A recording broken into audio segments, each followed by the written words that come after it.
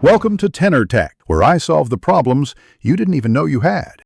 You begin by selecting a track with the right license. This is the only safe way.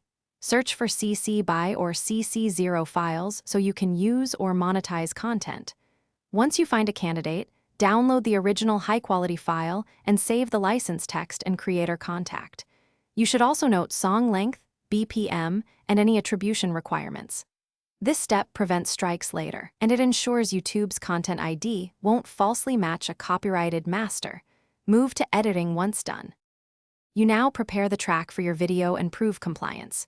Open your DAW, import the original, and perform any edits, trim, level, or match loudness, while saving stems and the untouched file.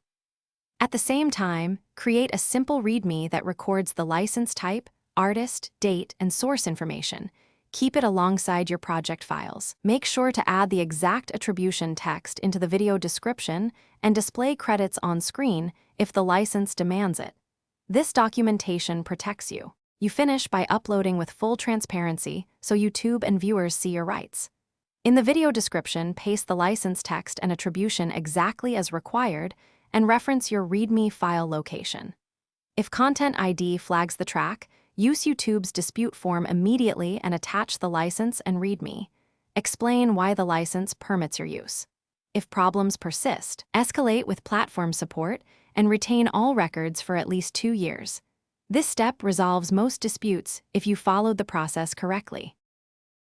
Thanks for watching. Subscribe to keep your life in tune.